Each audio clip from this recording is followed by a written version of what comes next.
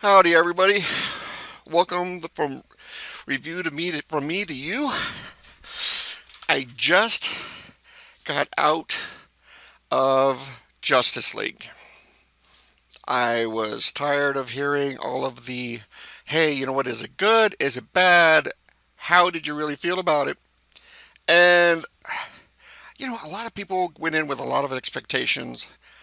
I went in fed up with the politics of who's playing what, who's doing what are they doing to the movie, what was the finished product.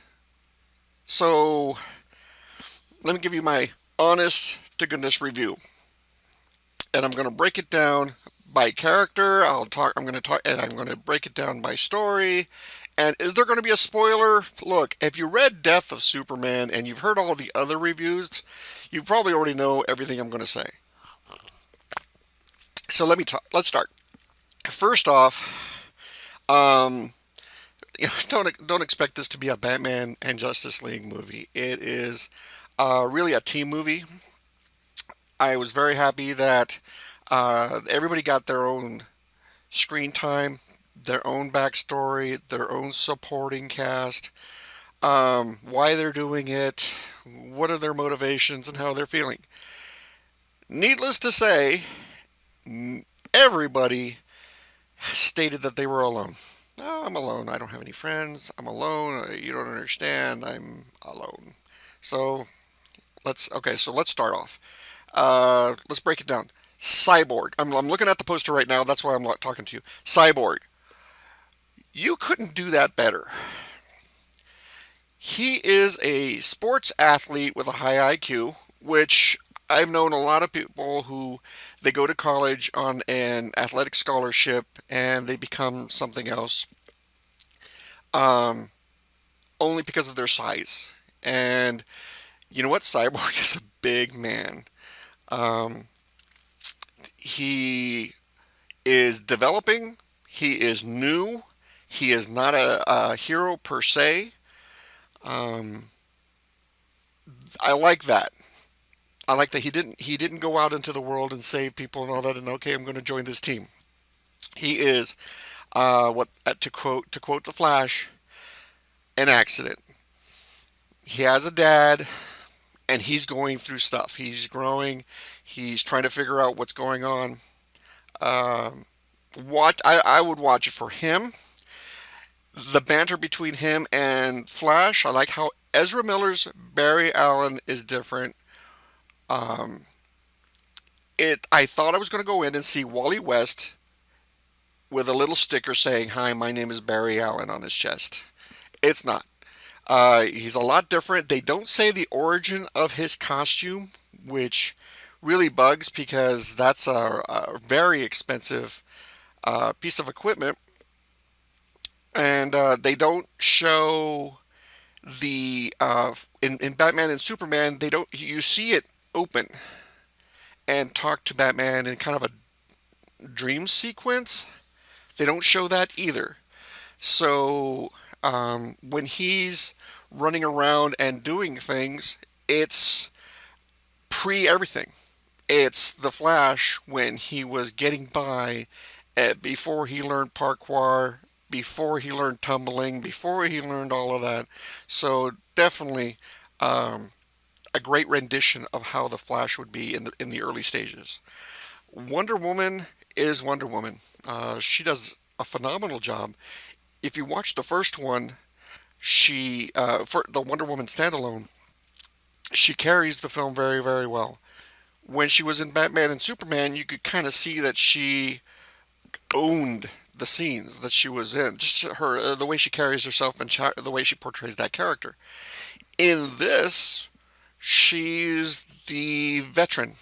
She's been around. She's been doing this for 60, 70 years. You figure that you would get that from Jarvis, but no, it's her. She is the veteran. Jason Momoa's um, Aquaman is so on point. You got to remember Aquaman. He goes lower to the bottom of the sea with incredible pressure. He's incredibly strong. Apparently, he has a tragic backstory that they spent a good 2.5 minutes, maybe 3 minutes, talking about. The fight scene underwater was a little too fast for me, but that's not a criticism or anything. It was just like I wanted to see more. I want to see how you would fight underwater. Why can she do this? What can a regular Atlantean do? What can he do? Yeah, you really, really wanted to see more of it. He wasn't given a lot. He was always usually in a bar. He was either in a bar or there is a, and I think this will be always be famous, where he surfs a parademon to the ground and just comes up, flips his hair off, and just keeps walking. Um, he was really, really on point. I can't wait to see his standalone movie. Now, everybody's all like, well, what about Ben Affleck? Well, Warner Brothers, I think, has done something that you really don't get to see very much. Hugh Jackman plays Wolverine from start to finish. You see him turn into Wolverine. You see him, uh, that horrible movie. You see him during the wars. You see him lose his memory, gain his claws, join the X-Men. Then throughout the X-Men series, you see his growth. You see him, having friends and everything. And then in the last one, you see him die. You see old man Wolverine. Well, Warner Brothers, you got to see Michael Keaton put on the suit. You got to see Christian Bale uh, define his role. But that role gets really, he starts aging. So you see him getting older. You see him a little bit more bruised up. You see him having to use more and more equipment. As Ben Affleck's Batman comes up, they mention that he's been doing it for 20 years.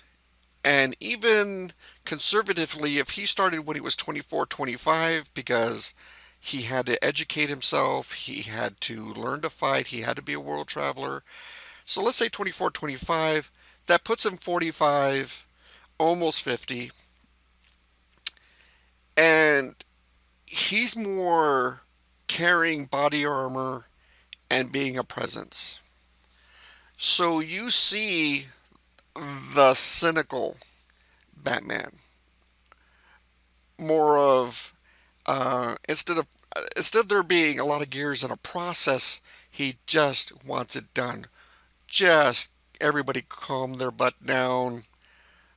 Even the criminal at the beginning of the show, of the showing, was like, "All right, I caught by Batman. Look, I'm on the end of his tether." Um, and was kind of used to it. It was part of the process. So I think if Ben Affleck continues on with Batman, it will really, really take us into the Terry McGinnis era. And that's what I really want to see. Um, Batman Dark Knight, he'd have to do a Clint Eastwood and do it when he's, 65, 70, which I don't know if he wants to do something like that. The old man Batman with the cane and Ace, the dog, and he's doing a lot with augmented suits and finally just hanging it up because he can't do it anymore and he has a cane. That's the really mature Batman. That's the Batman who's seen it all, done it all, can't be in ops anymore. That takes a lot. It's in the books. We've all already accepted old man Batman. We've already accepted when he's in his past prime and somebody else has taken over. And he's more of Alfred Pennyworth role, where he's at the manor house a lot and he's kind of moving around and he has to take his medication. I'm really hoping that he stays with this. this role. If he gives it up and Michael Keaton comes back and plays an older Batman, that would be doable. But I really hope that Ben Affleck just says, you know what, this is a role that has never been seen. You know, that in the animated series you see old man Batman. I really want him to do that. Okay, sorry about the rambling. Now, the film itself. Now, you got to remember that we've been seeing films all of our lives, television all of our lives. When you see it, you expect a certain thing. So you go to Gotham, you expect a certain grittiness, dirt. When you see Metropolis, it's really squeaky clean, business-like. Everything's gray, and people are hustle and bustle. I don't think that was really taken into account as a personal opinion. Maybe it's the cinematographer. Maybe they wanted a clean digital look, but there wasn't steam coming out of vents coming, from the ground. There weren't posters all over the place, on poles. It's really a clean nighttime grittiness when, for example, Wonder Woman meets Cyborg face to face for the first time. Um, it was a really wide street, lamps, and the classic lights go out, and then they're the only one under light. If you watch Constantine, when Keanu Reeves is standing there, and all of a sudden the lights start going out around them, and it just gets closer and closer and closer. That's how you do it. Constantine, I really can't wait to see him on the screen again. Um, those kind of little things that you notice, it's like, why are we seeing something like this? Why are we seeing? Um, so you know what? Some people say, hey, you know what? Is it a great movie? Is it a bad movie? Some people are giving it like 4.5 stars out of 5, an 8 out of 10. I would have to say, this is a matinee movie. It did its job. The villain, Steppenwolf. Who cares about Steppenwolf? What the hell?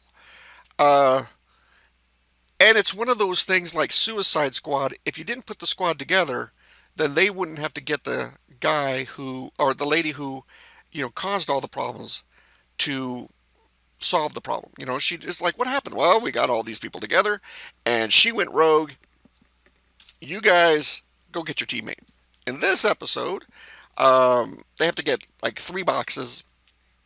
Two of the boxes have been laying dormant, and they're calling Steppenwolf, and it's okay. And the third one is dead. It's like the battery's out of it. All right, so how's the Steppenwolf going to find it? Well, why don't we jumpstart it? Why don't we get it working? That that makes no sense. It's like two people, the Atlanteans and the Amazonians, know about this box, and they say, "Oh yeah, we're supposed to protect it." It woke up. It called Steppenwolf. Here in the U.S., we got this dead cube that nothing's happening. Why don't we just leave it alone? He'll never find it. No, no, no. Let's start this little box up. And sure enough, oh yeah, yeah, found it. Anyways, I rambled. Did I like it? Yeah, I liked the movie. It was good. Would I pay full price for it? Nah, I wouldn't say I wouldn't pay full price for it. Um, my final verdict on it: great casting, okay, good story, okay story. Uh, the villain, for some reason, just wasn't afraid of him. Um, but I do really hope that Ben Affleck takes us into the Batman Beyond. You know, if he's watching this review, think Batman Beyond, because you know what, the Batman you're playing hasn't been played before. So you're playing old man Batman. You're playing retired Batman. You're playing almost Dark Knight Batman. He's beaten up. He's ready to give it up. Own that. That would be awesome. Okay, that's my review of Justice League. Hopefully, I don't think I gave out any spoilers.